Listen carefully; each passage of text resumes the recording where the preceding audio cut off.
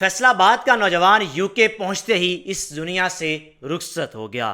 یہ نوجوان پاکستان میں اعلیٰ تعلیم یافتہ تھا، اچھی جاب کرتا تھا، اچھے پیسے بھی کما رہا تھا، لیکن اس کے باوجود اس کو محسوس ہوا کہ میں پاکستان میں رہتے ہوئے اپنی فیملی کے سارے خواب پورے نہیں کر سکتا، اپنی بہنوں کی شادیاں نہیں کر سکتا، اپنے بھائیوں کو بہترین مستقبل نہیں دے سکتا، یا پھر اپنا بڑا گھر نہیں بنا سکتا۔ جناب علی، آج سے 6 سال قبل اس نوجوان نے فیصلہ کیا کہ میں پاکستان سے یو کے چلا جاتا ہوں۔ جناب علی، آج سے 6 سال قبل اس نوجوان نے فیصلہ کیا کہ میں پاکستان سے یو کے اسٹڈی ویزے پر چلا جاتا ہوں۔ اسٹڈی ویزے کے لیے اپلائی کیا، پہلے بھی اعلیٰ تعلیم یافتہ تھا، مزید پڑھائی کرنے کے لیے یو کے کا اسٹڈی ویزا حاصل کرنا چاہا تو اس نوجوان کو اسٹڈی ویزا مل گیا۔ گھر والے بہت خوش تھے کہ یہ بچہ ہمارا مزید آگے بڑھے گا، یہ ہمارے لیے کیا کچھ نہیں کرے گا، ہر کوشش وہ کر رہا ہے جو اس کو کرنی چاہیے، یا پھر محنت مشقت تو ایک عام انسان کرتا ہی کرتا ہے، یہ ایکسٹرا محنت کرتا ہے، 18 گھنٹے 20 گھنٹے کام کرتا ہے۔ پاکستان میں رہتے ہوئے یہ ایک فارمیسی میں جاب کرتا تھا، اس کی فیلڈ بھی میڈیکل کی تھی۔ اس کو یہی تھا کہ میں پاکستان سے جب یو کے جاؤں گا وہاں مزید تعلیم حاصل کرنے کے بعد میڈیکل کے شعبے میں جاب کر سکوں گا۔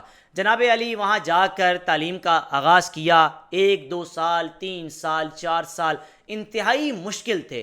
مشکل کچھ یوں کہ وہاں پہنچ کر کھانے خود بنانے، 4 سے 5 دوستوں کے ساتھ مل کر ایک روم لیا، ایک دن کھانا خود بنانا، دوسرے دن ایک دوست نے بنانا، پھر صفائی بھی کرنی، یعنی محنت مشقت یونیورسٹی جا کر بھی کرنی، پھر اس کے بعد 4 گھنٹے جاب کرنے کی پرمیشن تھی وہ بھی کرنی، پھر گھر پہنچتے ہی آرام نہیں ہوتا تھا کہ کچھ کھانا بنایا جائے یا پھر صفائی ستھرائی کی جائے۔ ڈگری مکمل ہونے کے بعد بھی اس نوجوان کو یو کے میں میڈیکل کے شعبے میں اچھی جاب نہیں مل سکی۔ اس سے پہلے بھی یہ ڈیلیوری کی جاب کرتا تھا۔ اتنی محنت مشقت کرنے کے بعد پہلے تو سائیکل بھی ڈیلیوری کرتا تھا، پھر اس نے پیسے جمع کر کے ایک بائک خریدی، بائک پر فوڈ ڈیلیوری دینے کا آغاز کیا۔ 4 سال یہ گھر والوں کو مسلسل اسٹڈی کے دوران بھی پیسے بھیجتا رہا، خوب پیسے بھیجے، اپنے پاس کم کھا لیا، کم استعمال کر لیے پیسے، لیکن ترجیح دی اپنے گھر والوں کو، اپنی بہنوں کو۔ اسٹڈی کے دوران اپنی بہنوں کی شادیاں بھی کیں اور بھائیوں کی تعلیم کے اخراجات بھی پورے کیے۔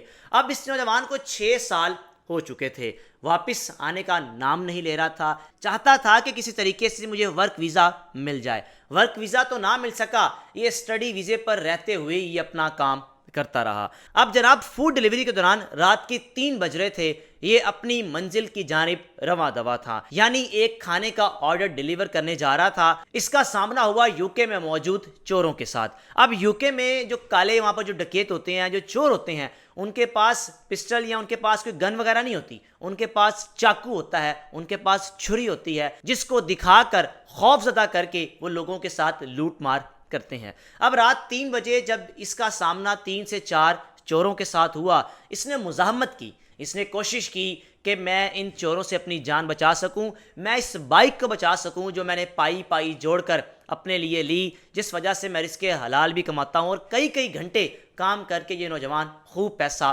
کماتا تھا۔ جناب علی ان چوروں کے ساتھ مزاحمت کے دوران اس کے پاس بھی چاقو تھا، اور وہاں لوگ اپنی حفاظت کے لیے چاقو خود بھی رکھتے ہیں تاکہ اگر کبھی ایسا سامنا ہو تو ہم اپنا دفاع کر سکیں۔ چوروں کی تعداد 4 تھی اور یہ اکیلا تھا۔ ان چوروں نے رات 3 بجے اس نوجوان سے لوٹ مار بھی کی، اس کی بائک چھینی، اس کا والیٹ چھینا، پیسے وغیرہ جو تھے سب کچھ اس سے چھینا، اور زخمی کرنے کے بعد وہاں سے رفو چکر ہو گئے۔ رات سناٹا ہو چکا تھا، لوگوں کی چہل پہل بھی نہیں تھی۔ 3 سے 4 گھنٹے یہ زخمی حالت میں اس جگہ پر پڑا رہا۔ جب صبح 6-7 بجتے ہی لوگ واک کے لیے نکلے تو دیکھا کہ یہ کیا، ایک زخمی حالت میں نوجوان ہے اور تڑپ رہا ہے، سانسیں پھر بھی چل رہی ہیں۔ ہسپتال منتقل کیا گیا، لیکن کچھ وقت گزرنے کے بعد یہ نوجوان اس دنیا سے چل بسا۔ اب اگلا مرحلہ یہ تھا کہ گھر والوں کو بتانا۔ گھر والوں کو بتایا گیا تو ان کے پاؤں سے بھی زمین نکل گئی۔ انڈائریکٹلی آپ یہ بھی کہہ سکتے ہیں کہ ان کے لیے تو ایک نوجوان ATM مشین بن چکا تھا، کیونکہ جو آگے انہوں نے کیا یہ الفاظ میں اس لیے استعمال کر رہا ہوں۔ گھر والوں نے کہا کہ بجائے پاکستان بھیجنے کے اس نوجوان نے جمع پونجی بھی اپنے پاس رکھی تھی، اکاؤنٹ میں ایک اچھی رقم بھی تھی جو اس نے جوڑی تھی کہ جب پاکستان جاؤں گا تو وہاں جا کر بڑا گھر لے لوں گا، پلاٹ لے لوں گا، کوئی نہ کوئی بزنس کر لوں گا، اور گھر والوں کو بھی بتا دیا تھا کہ میرے پاس اتنے پیسے ہیں۔